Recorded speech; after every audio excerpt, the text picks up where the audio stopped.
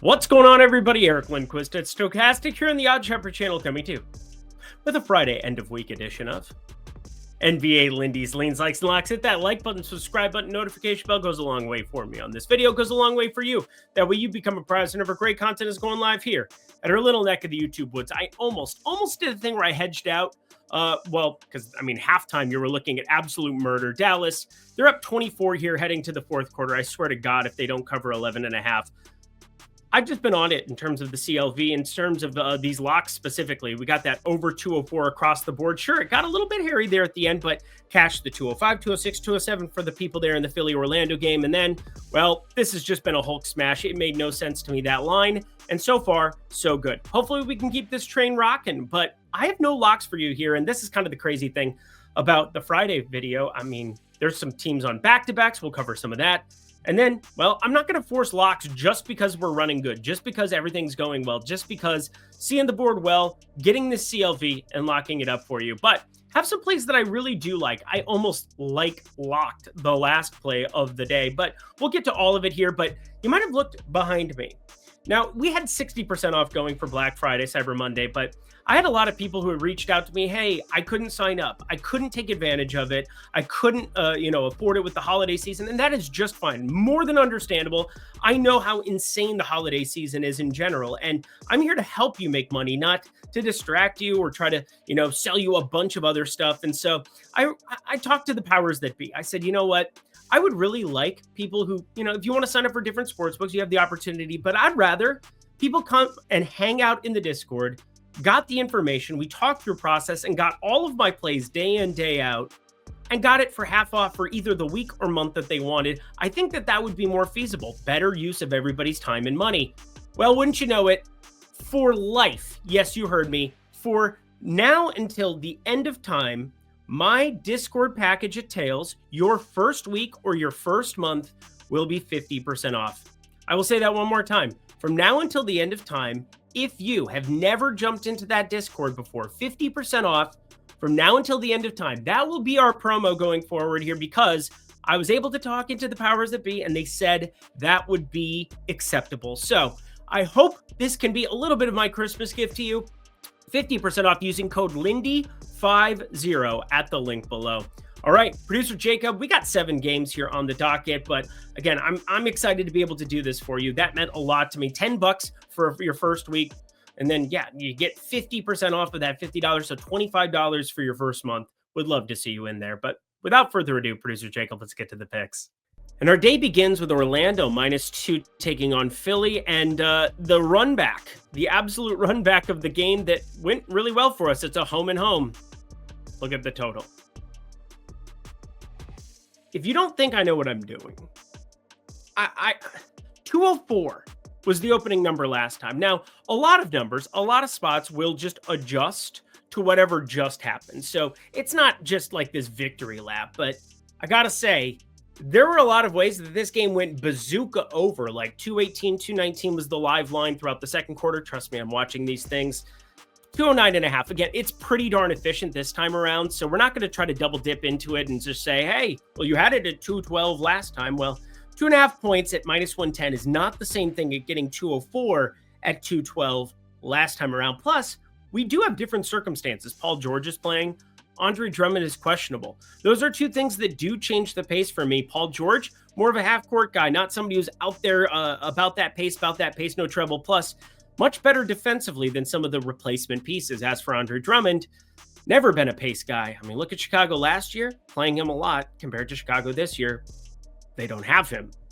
It's worlds different. Now it's a different philosophy, different situations. So take it for what you will. But Orlando, this is kind of where I have the gripe with this game now. 4? It should be 4.5. It's at -2 right now, depending on where you look. So our card begins at the -2 number here, Orlando.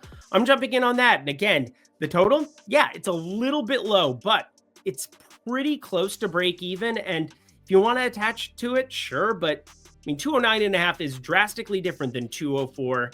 Again, I'm here to get you that CLV. I'm trying to be early to the party on these kind of things. And once you know it, Orlando -2, I think that's the advantageous play this time around.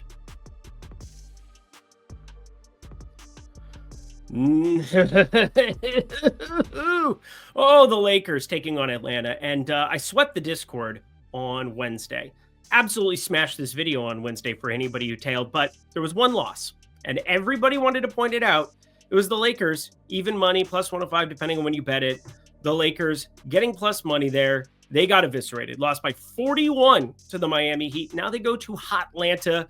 We'll say Anthony Davis, LeBron James having a little bit of friction. That can't be very exciting. Can't be very exciting at all. But I'm 3-0 betting the Atlanta Hawks this season. That's kind of insane when you take into the fact that they're below 500 against the spread this season. Yeah, I'll repeat that. We're 3-0 betting Atlanta. We bet them both times against Cleveland, got both of those, and then had another game earlier. 3-0 against the spread for a team that, they're 10-13 against the spread. So we're picking the right spots for Atlanta. But you know what? You don't even need to pick the right spots with Jalen Johnson right now. The guy is what DK DFS, my guy Danny, I bring him up again. You probably know him from X, DK DFS. Jalen Johnson's a wagon. I'm just going to keep playing this whenever it is applicable. He cashed the 4.5 for anybody who was playing DK Pick 6 the other night. Had a video kind of covering all of that, but 23-5 again. He had 19-5. He just went under there against the Pelicans, but I'm not a big he's done this in the last however what. He's cashed this 9 of the last 11. I'm going to call it a lean for now because the number's not out. It jumped up to 25.5 last time, still ended up looking like it was still decently positive EV. So have this one on your radar. Jalen Johnson, 25 plus points plus assists. That is what we want to be paying attention to. Points plus assists. Looks very nice to me. I think you're getting this either at 24.5, 25.5. Either one looks really nice here against the Lakers, where 232 also looks nice.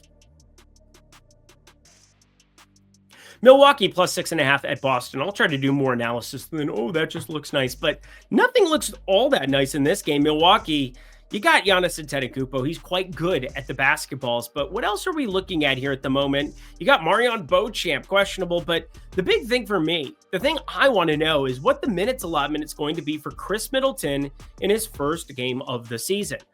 Chris Middleton is, I believe, one of the most underrated players in the NBA, a two-way player who can actually knock down mid-range jumpers and fits so well across any scheme. Obviously, he helped Milwaukee to a title. That makes tons of sense. Drew Holiday, also very important. Again, two-way basketball, kind of important. With Damian Lillard, you're getting one-way basketball. But you're taking on Boston here in this spot, and the variability of what you get with the injury news on Jason Tatum, who did sit out last game, didn't matter. Boston just found ways to eviscerate their opposition because that's what they do all the time, 18-4. Hello.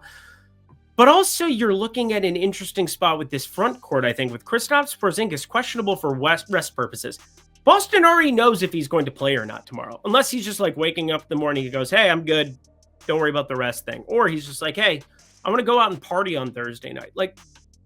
They know more than likely, 98% certainty whether he's playing basketball or not, but I don't, you don't, we don't. Maybe you do if you're in the future and you're listening to this video on Friday afternoon, but either way, Boston minus 6.5 is going to be my lean purely because Chris Middleton, I can't project for more than 22 minutes right now, unless we get word that he has been, I know he's been working out, he's a professional athlete, but unless we get word that he can play 30 plus minutes, I think Boston would be the advantageous spot, but there's too much variability to this number. I'm just going to pass all the way around. Indy at Chicago up next. Chicago on a back-to-back, and Ayo Dosunmu, somebody I was really high on for DFS. He is just sending the world on fire. Also, Dallas is up 32 against Washington, 10 minutes left in that game. I swear to God, if they blow 21 points off of that top, my God. Locks have been locking. I don't know what to tell you. NFL, there's only one really. Javonte Williams, he's about the only regret I have. We'll see if Jameson Williams can score tonight. I'm watching that game. He hasn't scored yet. But we got ourselves Chicago here on a back-to-back. Kobe White sat out the front end of this back-to-back. I don't think it's going to be something where we have to be all that concerned about him being back in this spot. It was a left ankle sprain, yeah, but sounds like it wasn't all that serious.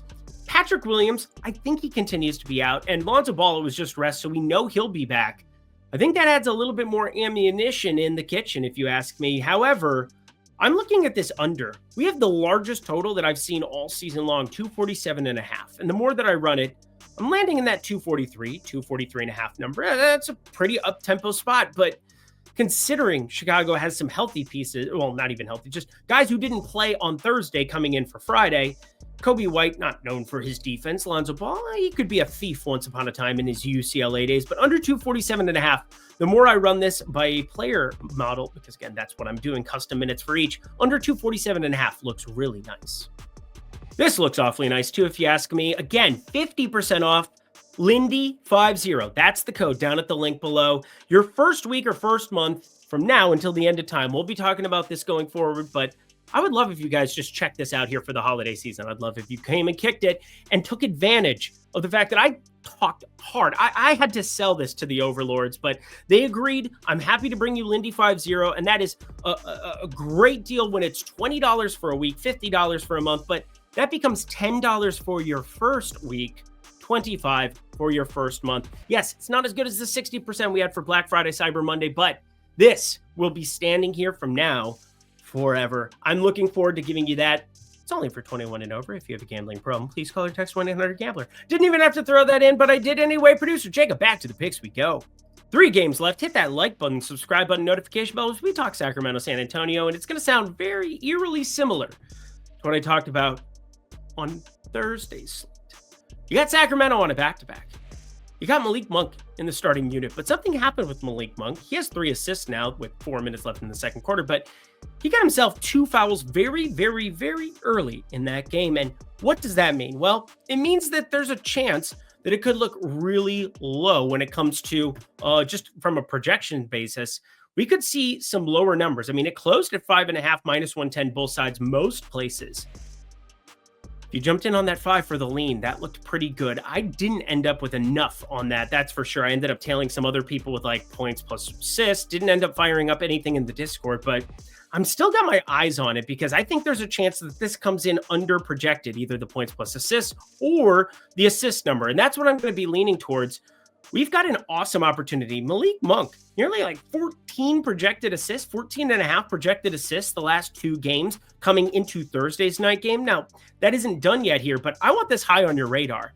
If you get Malik Monk over 5.5 assists at like minus 110, I think that that's in play against a San Antonio team that I think is an even better spot than taking on Memphis. I mean, all you have to do is look at these totals. I mean, 242.5, 227.5. Oh, Eric, there's more pace in that one. No. The foul trouble, I think, suppresses what that number ends up being at the books at open. So I'm going to be looking forward to trying to snipe a number either late Thursday night, early Friday morning. I think you should too, but I think there's a chance that Malik Monk is just going to be playing distributor for this Sacramento team going forward. And yeah, if he's going to be off the floor with foul trouble, I mean, Domantas Sabonis is going to take it over. Is what it is.